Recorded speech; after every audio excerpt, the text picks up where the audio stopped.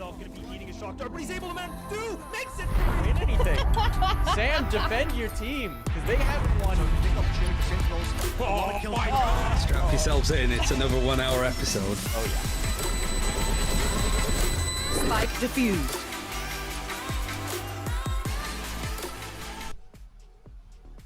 Well, hello everybody, and welcome to Press 4 to Defuse, your weekly source for Valorant esports news and discussion. We've got quite the show for you this week. We got VCT to talk about. We're in the middle of it. And to join me, we've got one familiar face in Sam, and one returning guest in Madame Evil Cat herself. How are you doing today, Mimi? I'm doing really good. I'm happy to be back at. I get to chat a little bit about the VCT because there's a lot of exciting stuff going on. Thanks for having me again. Well, we're happy to have you back. And Sam, it's just another week for you. How are you doing? Well, you say just another week, but Press 4 day is always my favorite day. So I'm always happy to be here, and I share Mimi's sentiments about VCT. It has been very, very exciting. I think I said a couple weeks ago, most competitive season that we've had all year, and it just keeps getting better.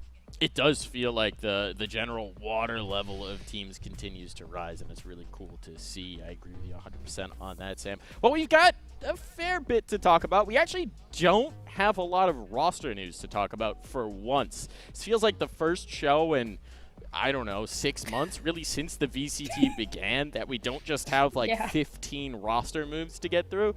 So let's go ahead and talk about what we do have. I do want to say, though, it is kind of interesting how we've created this oddly quiet period on the Valorant calendar in terms of roster moves, because you would think with a lot of teams' seasons in the VCT ending, you'd have a lot of change coming through.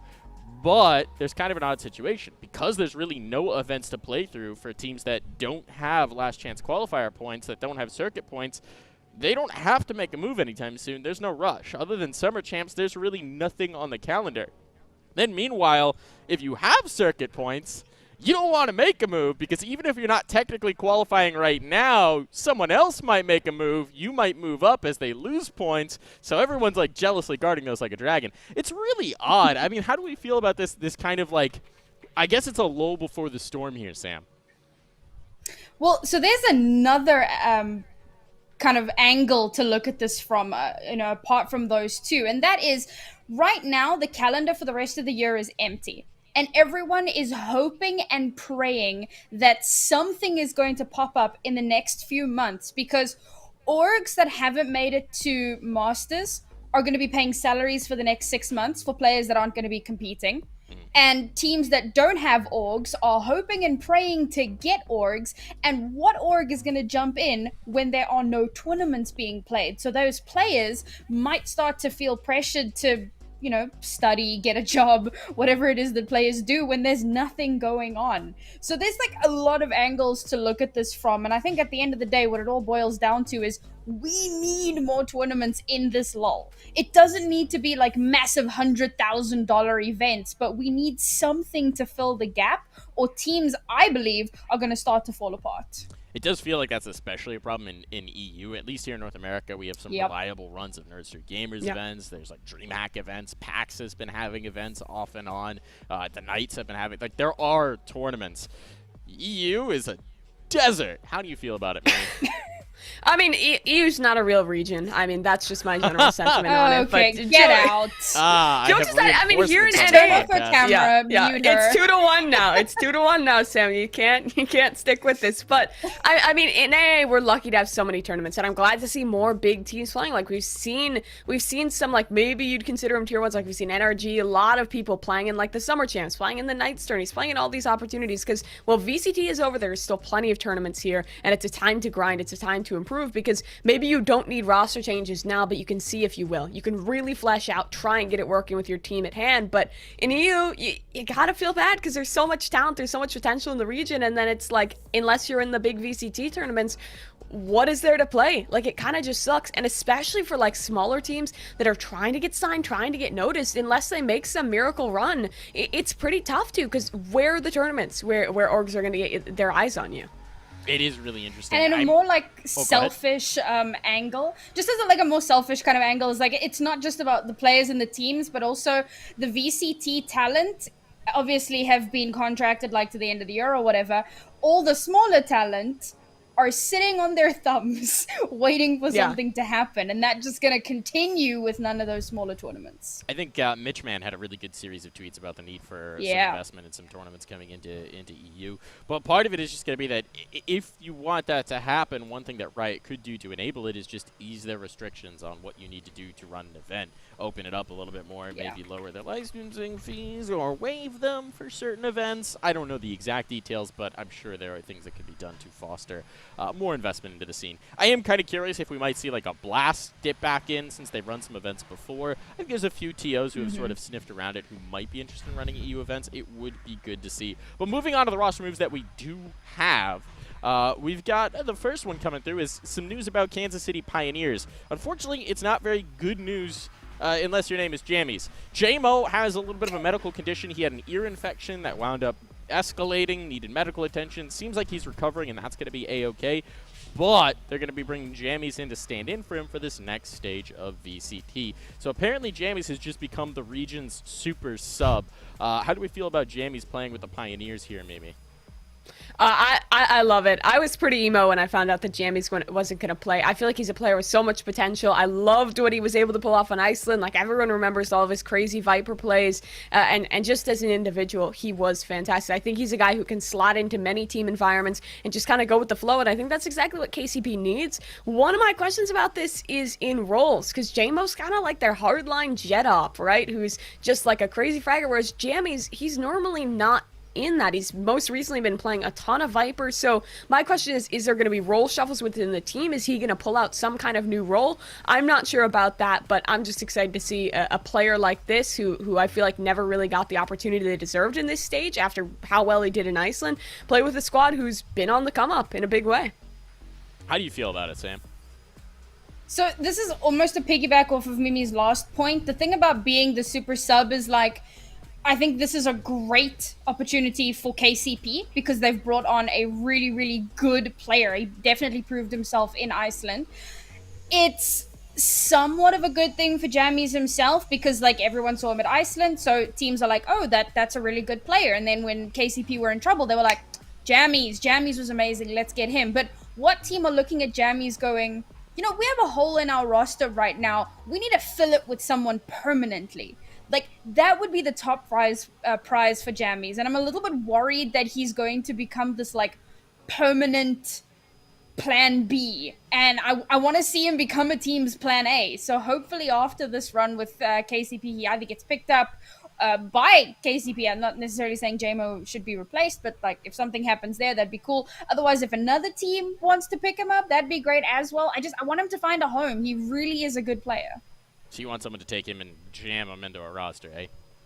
Haha. Had to put it out there. It's the lowest of Get out. hanging fruit. But I tend to agree with the point. I will take the other side of it, which I think this is a real big bummer for the Kansas City Pioneers. No offense to Jammies. I think he's a very capable sub. I think he's the best they can do in the circumstances.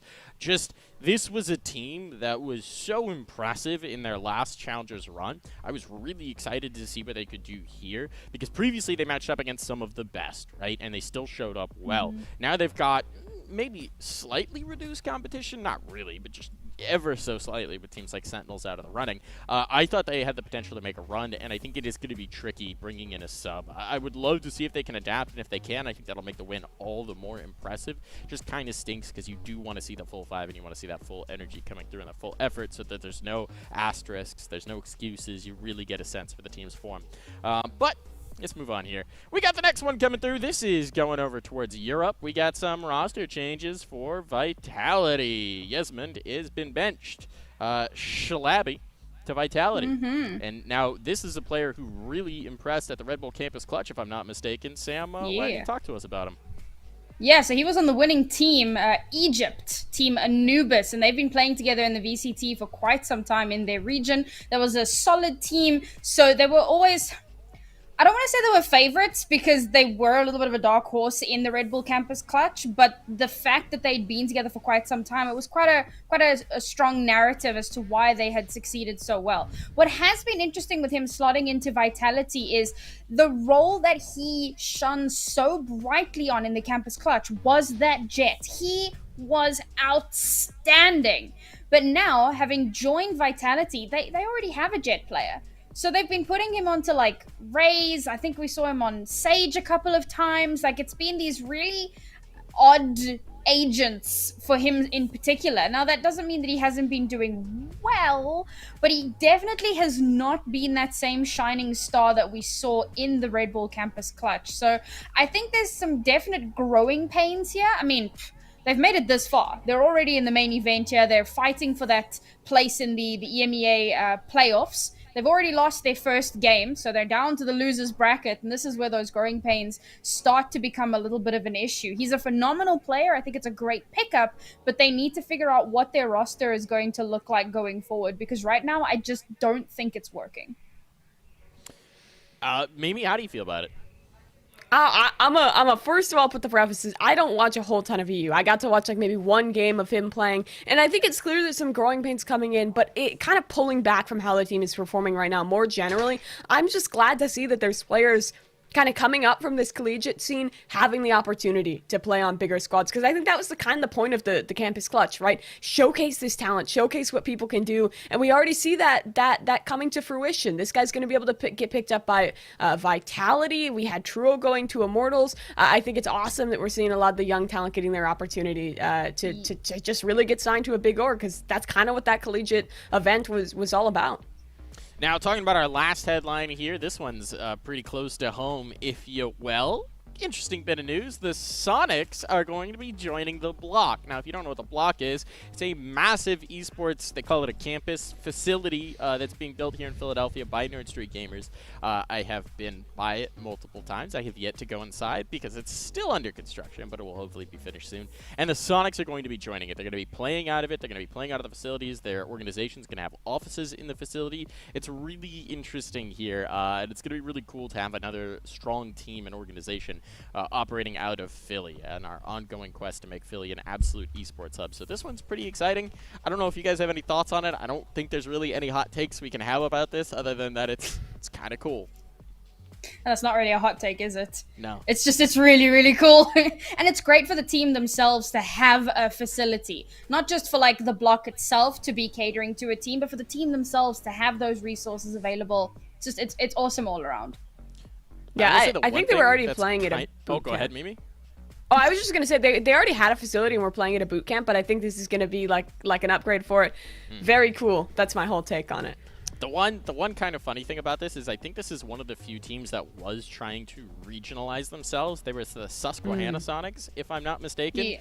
Not anymore. Now they're the Philadelphia Sonics. We claim your team. All right, moving on here. That's all we got for Run It Back. We're going to hop on into the events now. There have been some events. VCT Stage 3, Challengers 2. We're through the open qualifiers. We're into the main event. Let's talk about those open qualifiers here. To get you up to speed if you weren't watching, we got a little bit of a recap video, so roll the tape!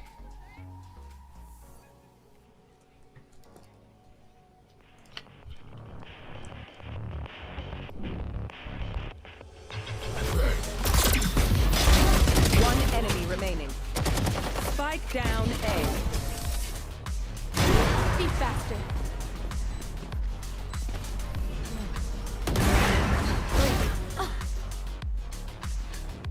One enemy remaining.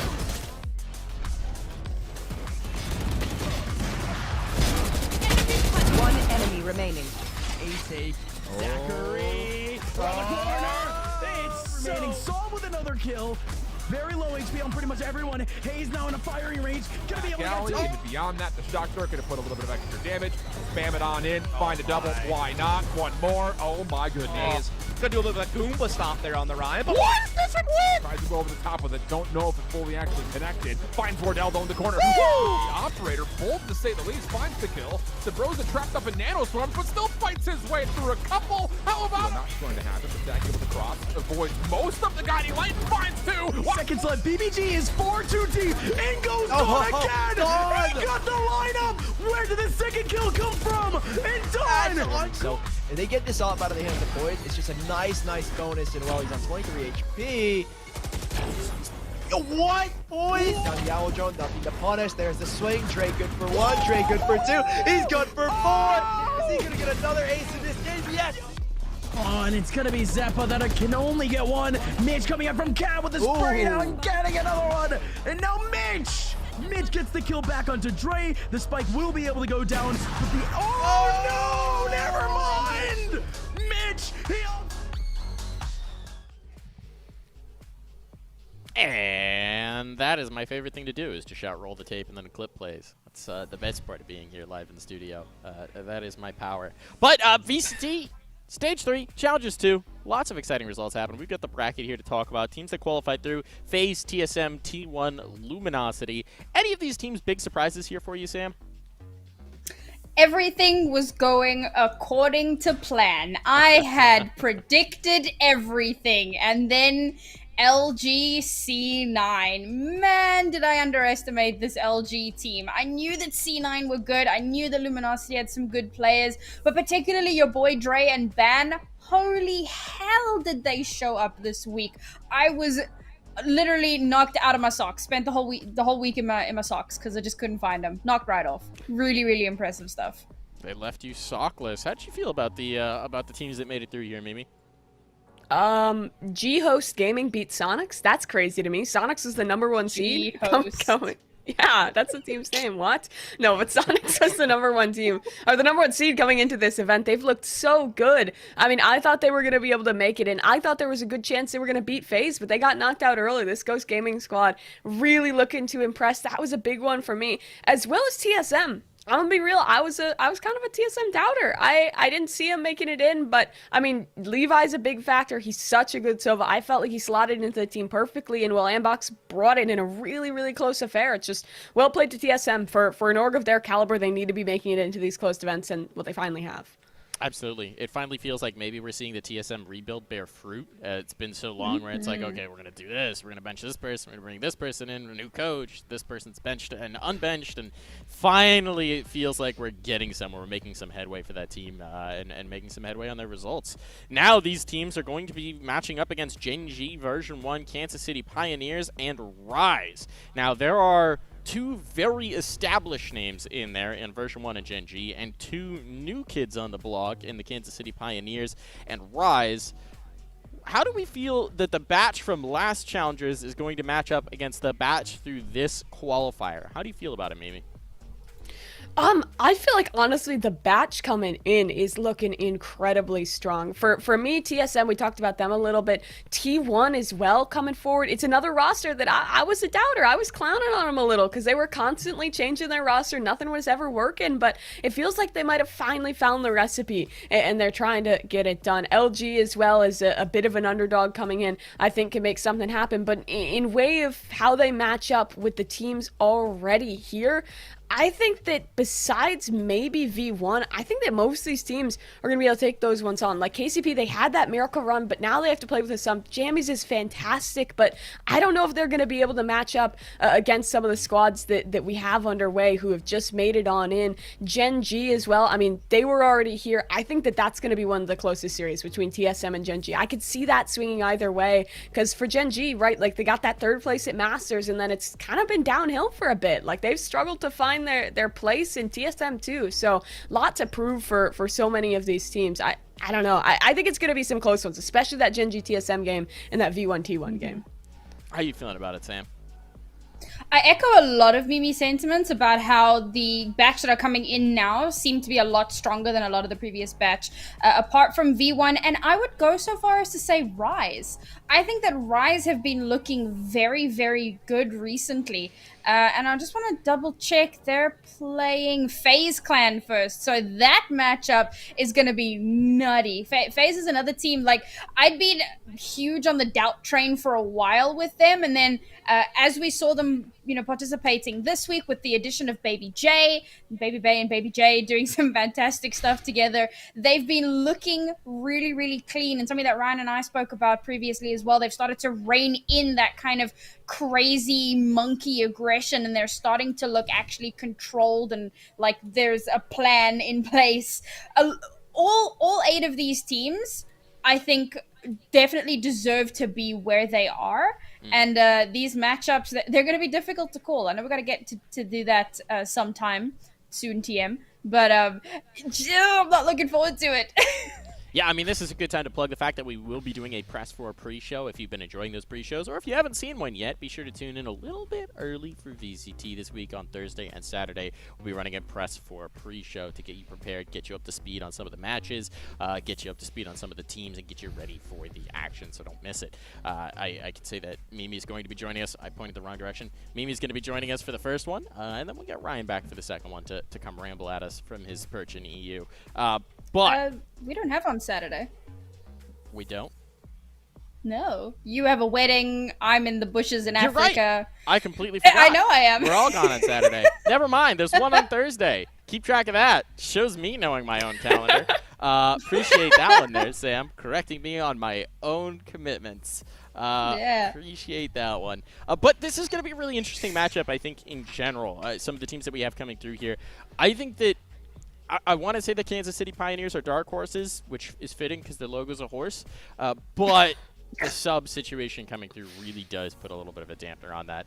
I'm so excited about that team and about what Odorous is able to do with that roster. I really love for him to be able to show off a little bit more. So hopefully we're going to get some more out of those matchups. Going into it a little bit, though, I think this Luminosity team is also one that I find very interesting, where I think a lot of people are counting them out. I mean, you talked about it in our predictions last week. All three of us predicted Cloud9 were going to take that matchup. No one thought Luminosity was going to have it. We still got the situation with Moose unable to play because of his wrist injury. Like, it's an odd LG squad because this is a team that was so strong, so hot once upon a time back, you know, when you're talking about March, February. Like, this was the team on the rise. This was the team that was joining the heavy hitters and becoming a consistent presence.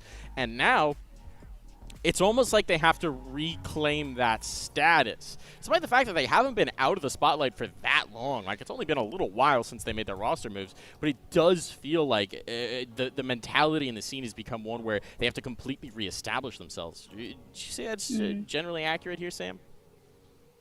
Yeah, definitely. I think that, and this is true of quite a few teams, in fact, but it's more potent now because they're kind of on the precipice. They've reached that kind of cusp where they need to break through this wall in order to get back into that zone of relevance, I guess. I spoke in the previous pre-show about how I felt like C9 needed to be or deserved to be back in the conversation, and it's where Luminosity are trying to be. They're trying to be back in the conversation. Now, they have been a little bit inconsistent, and we understand why. They've had roster issues with Moose having his issues and swap-ups here and there, but they have been looking very good, and I said just a moment ago that I was super impressed with their display this previous week. So again, it's one of those things of, can you maintain that consistency? And the question is, once Moose returns, if he returns, we don't know what's going to happen there, but how will the synergy be affected by that? Because they've had a 5-person roster for however long, and if they decide to bring Moose back in, slot him back into his previous role, of course that means somebody's out, so they're losing whoever that person is, and they have to re-synergize from scratch. So that could actually create more problems than what it solves. I think Luminosity are a little bit up in the air at the moment for the future, but right now they look really good. I think that I do want to say I think Moose is definitely coming back. I know that, first of all, you got to set the Moose loose. Second of all, I know Dazzle, one of the big reasons he wanted to join that roster was because of Moose. They're old teammates, they're old buddies. They played together for a long time in CS, so it'll be really cool to see them back on a roster together. So hopefully Moose gets healthy soon. Well, what do you make of LG here, Mimi? I don't know, man. I've kind of loved this LG roster for a while. Like, they had that crazy run at the, not Summer Champs, at Winter Champs last time, and then that's when they kind of joined that conversation. And now I feel like they've fallen off a little bit, but I feel like they never completely fell out of the way, right? They haven't been playing as many as the smaller events, but that's because they've been looking so strong in the big ones. I think even with the substitution coming in, even if they have to change up the roster, I think they're still a team that packs some heat. And in an event like this, I feel like they don't have that much to lose, right? Like, they're just chilling out a little bit, trying to get as deep as they can to kind of regain that spot. But I don't know if I see them making it super deep. I don't think I see them as one of my teams that qualifies, to be honest, with the amount of really strong competition that is going to be in this event. But I think they're going to be able to take that series over the Pioneers. I see them beating the Pioneers, losing out to FaZe Clan round 2, and then getting knocked out in the lower bracket. But I think they're going to get something done, but I don't see them in the top 4. I will also specify, I think Luminosity is likely one of the teams that's not allowed to play smaller events or Yeah. open events because of their placements in the VCT previously. Yeah. Yeah. But yeah, I think there's a lot. I think reports of their death were greatly exaggerated, to borrow an old quote. So who do we think's making it through? I'll just go ahead and do this now. Let's get some predictions. Give me your 4. Gut check 4 teams that are going to make it through to Challengers playoffs. Who are they? Mimi, I'm going to put you on the spot. You're the guest. Hit us with your 4. All right, V1, I know that's kind of an easier one. I'm putting faith in my T1 stocks as well. I really doubted them, but I think they're looking better now. I see T1 making that main event. I see FaZe Clan joining them, and then I think I'm gonna say that TSM is gonna stumble. I think TSM is gonna stumble, and Gen G is gonna be that 4th slot. Okay. Okay. How do you feel about it, Sam? So also V1, which maybe we're putting a little bit too much faith into V1, but at this point you kind of can't. You can't just not. So V1. I'm very much on the Luminosity hype train right now, particularly if we see, your boy Dre just continue to be the absolute demon that he has been, along with Ban as well. They've just been terrifying. And that's where it starts to get difficult. I think that Rise have so much potential, and I think I'm going to get some heat for this one, but I'm going to go ahead and say I think that Rise are going to be able to make it through. And for the last one, it would be between Gen G and FaZe Clan, and because I love FaZe Clan so much, I'm going to go with FaZe Clan. All right, I like it. I like the idea here so far. I think putting some faith in version 1 is absolutely valid. This is going to be the first time we're going to see them with their full 5 in a long time. Obviously, Zelsis is back competing here. His suspension is over, so they'll actually have the 5 players they want to play with for the first time since, April, May? It's been ages where they've had to deal with, obviously in Iceland, they had to deal with playing with Jammies as a stand-in for Whippy. Then they got Whippy back. Then Zelsis got this suspension. They had to deal with having, they brought Thief in to substitute for Zelsis. Finally, they've got the 5. I think they're going to absolutely tear through this one. Them, I have a lot of faith in. I'm also, as Sam well knows at this point, the #1 Gen G stan. So Gen G's making it through. And then the other 2 slots are going to get interesting. I think I wound up with something like Luminosity FaZe in my predictions. So we'll see. We'll get to that bracket in just a little bit. Just wanted to get the gut check predictions here where we couldn't see the brackets and we had to make wild, unfounded claims. So let's head on over across the pond to Sam's favorite region. We're going to EU. Let's talk about what's happened in the EU event. We've had some qualified teams. 10-star, Giants, Vitality, and Alliance have made it through to the Stage 2 main event. 10-star, the one name here that's kind of a very new name, so that one's going to be kind of interesting to take a peek at. Here we got the bracket. They won over Heretics to make it. Yeah, they did. That's a pretty wild upset here, Sam. What did you make of it? It's one of those cases of it's like Heretics in First Strike, where everyone was like, this is an upset, and everyone's like, well, not if you watch the smaller tournaments. And it's kind of the same thing for 10-star here. They won the UK and the ESL Valorant UK and I skirmish. Before they were 10-star, they were known as Terran Mill, and that's a team that Ryan was kind of heavily going on about at the beginning of the year. This has been a strong team for quite a long time, and they have some serious heavy hitters. Polvi, Russ, Stanley, Brody, all of Cray. That team is so solid, and I have been firmly standing them for the last little while now. I've been very impressed, and they've also so EU is actually on right now, and they've already won their first match against BDS. And so they're going to be going forward in the winners bracket. They're facing off against Liquid tomorrow, which is definitely going to be one of the more tough battles they'll have to face. But I mean, this team is solid. I can see them doing really well. Maybe not beating out Liquid, but getting a pretty good lower bracket run as well. That is a super exciting matchup going up against Liquid there. That'll be a really good watermark check here. I know you said you don't watch so much EU here, Mimi, but I'm going to make you give me some hot takes here. How are you feeling about these 4 teams up against the 4 teams that are already in the tournament? Fnatic, Liquid, we already found out that BDS has lost one, and Rix.GG. How are you feeling about it? Oh, did we lose her? Mimi? Oh, Mimi died. Uh-oh. Well, all right, Sam, how do you feel about this crowd while we get Mimi back online here? How do you feel about the match and up against the teams that are already in? Oh, Mimi's back. Never mind. Did you hear what I just said? Sam, give us your take, and we'll get Mimi up to speed. Okay. Let me just get my take in here. All right, cool. So the first 2 games have already completed. So 10 Star beat BDS. Liquid beat Vitality. It was actually quite close there. And then we've got Rix GG and Giants, and then Fnatic and Alliance. I've found out that Fnatic have also beaten Alliance. In fact, if I refresh, we might even get the... Yeah, Giants beat Rix. So we've already got some of the first couple of results coming through here. And honestly, no massive surprises except maybe the 10 Star game if you are someone that hasn't followed the scene as closely. Now, going forward for the rest of the bracket, it's going to be tough. The teams that were already here for a reason. Fnatic and Liquid, they of course were our European representatives in Iceland, and we can see with them already winning their first games, of course they're doing phenomenally well. And then Vitality, who've just picked up Shalaby, like we spoke about a little bit earlier on, some extra firepower there. BDS have been in the conversation all year. Giants Gaming, who just picked up David P. That was a big topic of conversation as well, because he is a good player. Alliance as well. They've been a little inconsistent, but they always kind of manage to get to...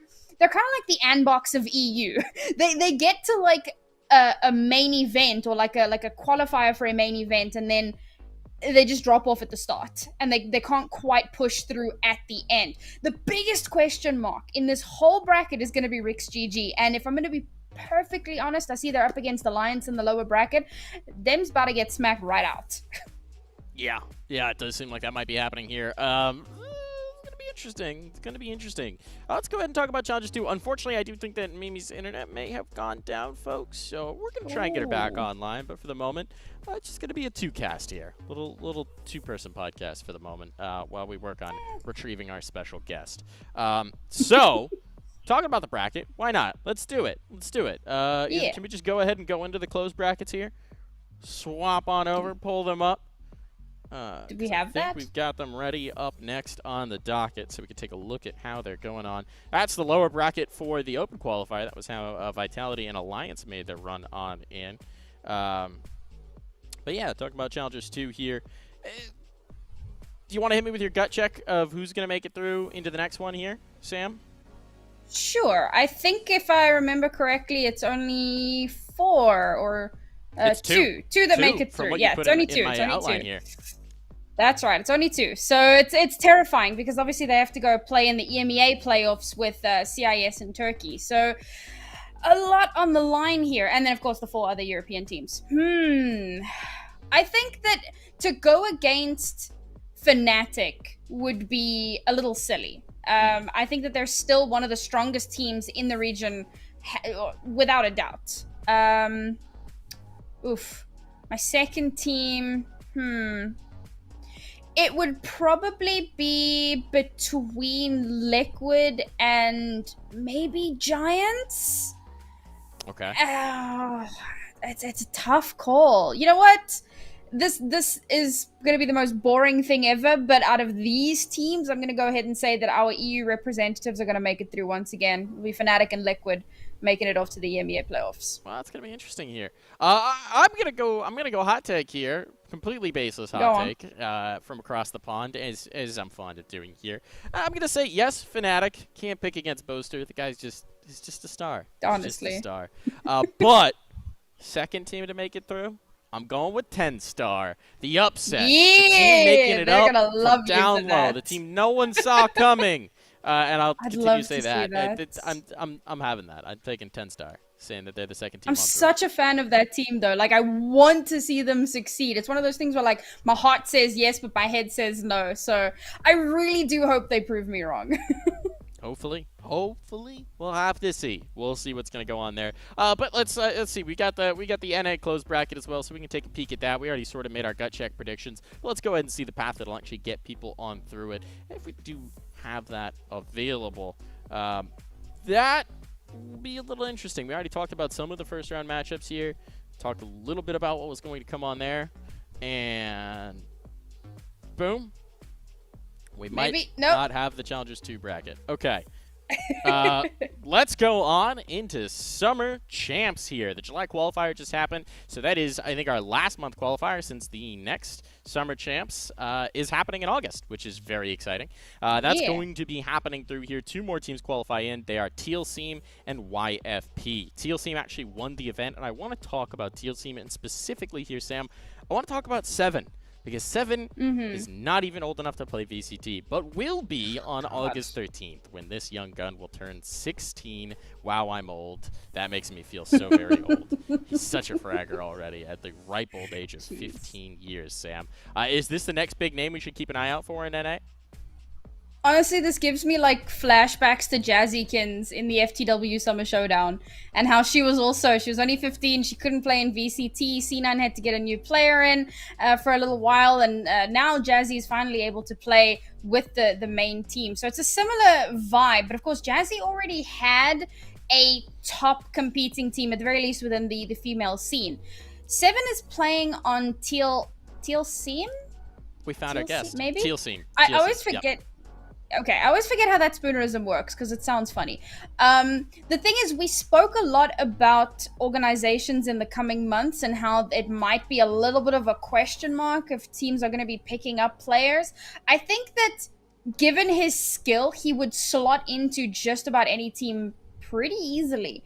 But if we're looking at teams who are still competing in VCT at the moment, so with a view towards kind of Berlin or the last chance qualifiers or whatever, we kind of spoke about why those teams might not want to make any changes, potentially losing points, or, if you make a last minute swap, you're kind of playing around with synergy and there's potential there for it to completely backfire. So if I'm honest, as good as he is, I don't think we'll see him in VCT this year, but we'll probably see him get picked up with a view to next year.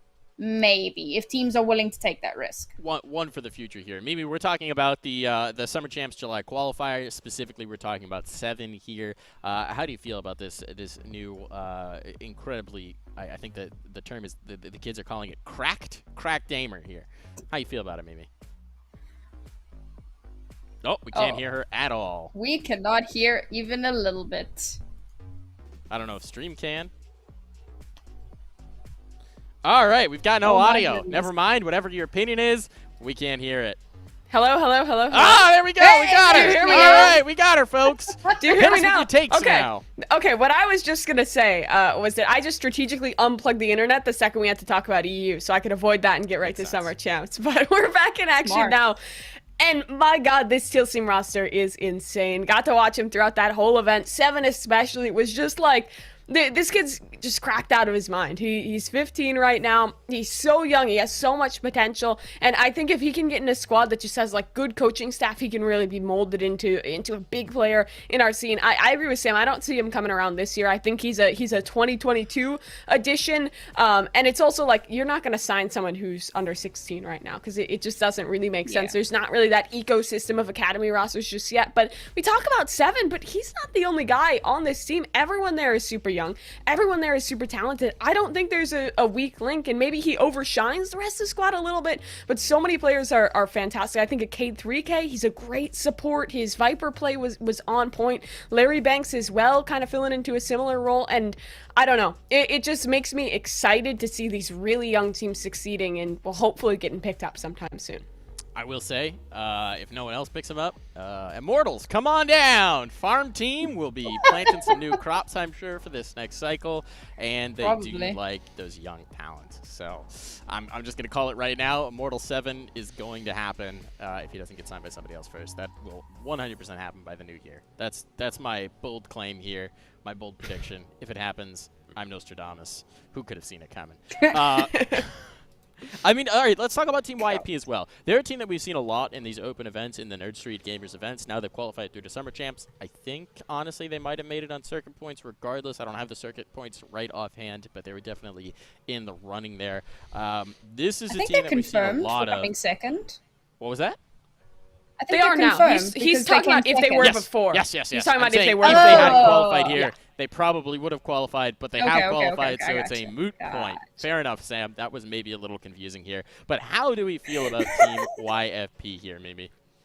I I really like them. They were playing with a sub for this event. There was no Mr. Juan, so that's a little unfortunate for them. But it's a team that's really been building up in a huge way. They've had some big upsets. They beat out DZ in a 2-0 manner. They've beat out, I mean, everyone who's been playing in these events. They won one, took home second at another one of the weeklies, and have just been looking so close. And it's players that I never heard of before. It's not like a lot of these teams where it's like, we make a super team of people who used to be signed, or like, here's one of like the 17 people who used to be on Noble. We'll build up a roster around them. It's like a new team, a fresh team of players who I didn't really know about, and well, now I've got to watch them a ton. I've got to kind of have that opportunity to learn about them, and I think they're going to have a big opportunity. YFP, to my understanding, is an org. I don't know if they're getting paid or how much they're getting paid or like what their deal is like with YFP, but I do know it is an organization, so I don't think right now they're like looking for one per se, unless like there's like a really good offer out there. But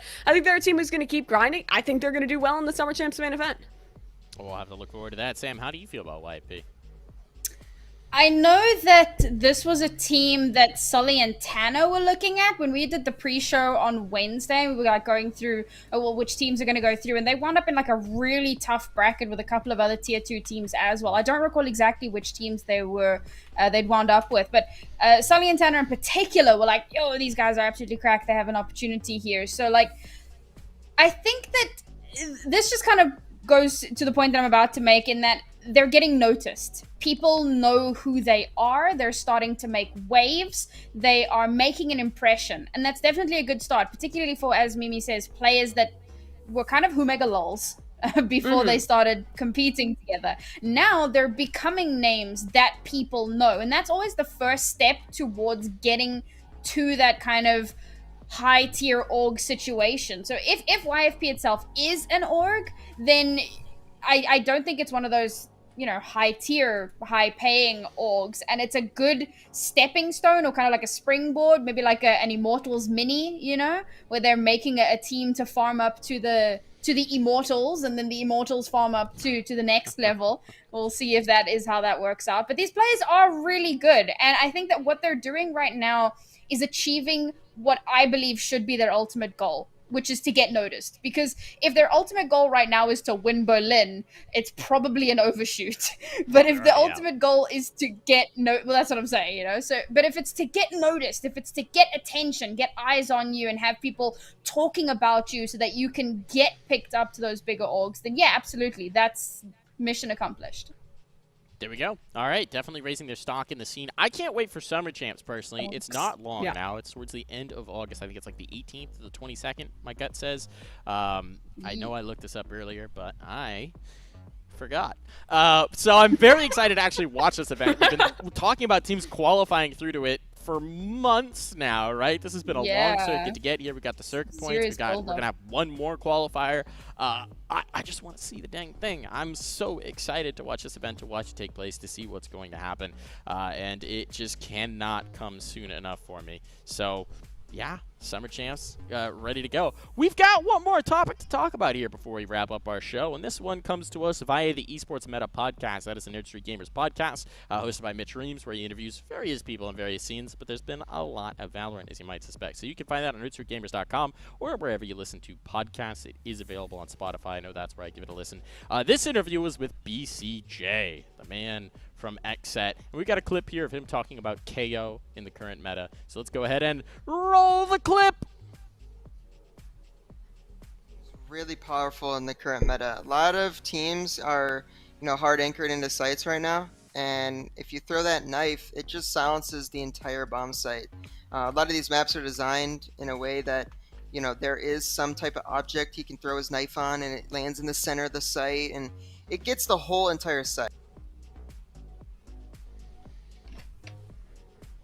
There's Mr. BCJ himself talking about KO. So basically, I wanted to use this as an excuse to start a conversation about how we feel KO's been implemented by teams so far in the games that we've watched, now that he's available for competition. How do you feel about KO here, Sam? I think that BCJ is right in that it's a very, very powerful agent, particularly in these strong post-pop metas that we've had for so long, particularly with agents like Killjoys with annoying lockdowns and annoying showstoppers and annoying giant walls that slice the entire map in half. There's a lot of great utility that comes out of an agent like this. But I think that it's still too early for most teams to be playing him at his full potential. It's a bit like Breeze. I don't think that there are many teams that have Breeze completely figured out, even now, months into the release of the map. I think that with a little bit more time, we'll start to see more coordinated, precise play with that utility. We're already seeing some fantastic stuff with like teams on defense throwing out the knife, the flashpoint, zero point to stop aggressive rushes, which would work like perfectly against a team like FaZe, for example. You know, you throw out the 0 point and suddenly FaZe is like, all right, back up. We can't do this. And, you know, go again. And it starts to stall out for time and stuff. So we're already seeing really great plays coming out from it. But I think that the full potential has yet to be reached. And I'm kind of hoping with a little bit more time, we'll start to see that. A fun side note, though. So I mentioned that Liquid played earlier today. They have Scream playing on KO, which is potentially the wildest thing. Like my Twitter blew up the moment Agent Select happened because it was just so out of left field. But it's fun to see how a lot of players are going to be kind of swapping up a little bit, playing out the agent, seeing who plays it well, how does it fit in with the meta that they're running, because a lot of teams aren't playing KO yet. Still trying to figure out what best to do with that. So a little bit more time, we might start to see that bloom a bit more.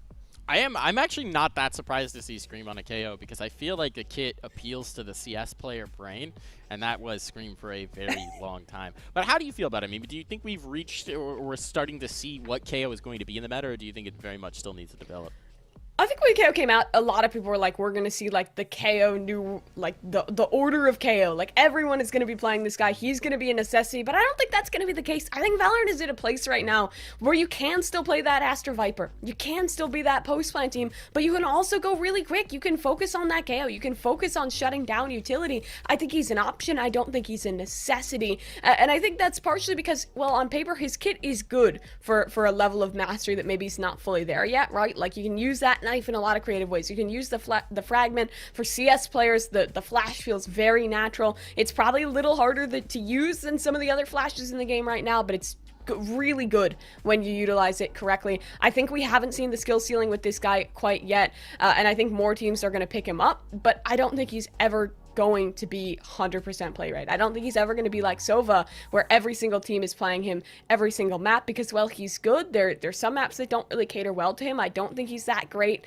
on Breeze, especially on these maps that have the really long angles. He can struggle sometimes, and I like it because it adds flexibility. I felt like we were in a place where Astra was a requirement. Now she's not. Now you can rock with your Astra, you can rock with your Omen, you can rock with your Viper, whatever works. I guess you could also do Brimstone, technically, and then you can also get your KO in there. So I think that it really widens the agent pool and gives a lot more options to teams, and that's why I like what he's doing with the game. I think that is kind of the ideal, that we get to a point where agent select is genuinely a bit of a mystery, right? You don't know who's going to be bringing what in a matchup, and that might radically shift the way a matchup actually plays out if someone brings in a wild card, as opposed to it being like, well, you need these 4, and then I guess you can get weird with the 5th. I like it when you can get weird from the jump and just completely shake things up every time that it comes through. It does lead to some really interesting situations. I think that's going to wrap up our show here, folks. Thank you so much, everybody, for tuning in, bearing with us for some slight technical difficulty. We got those sorted out pretty quick. And hearing us ramble about all the Valorant stuff going on here. If you don't follow our special... Oh, I gestured the wrong way again. If you don't follow our special guest yet on Twitter, follow her. She's an up-and-coming caster. I don't even know if it's up-and-coming at this point or just established dominant force here. And, of course, you know, if you're feeling charitable, follow us too. Again, gestured the wrong way. Follow us too. We have some nice Valorant takes for you, some nice tweets coming through. But we are going to be doing a pre-show that'll be airing Thursday before the VCT close begins. So be sure to tune in. Be sure to watch that as we talk about which 4 teams are going to make it through to Challengers playoffs. Thank you for tuning in. We're live every week at 1 p.m. Eastern Standard Time. We'll see you next time. Bye-bye, everyone.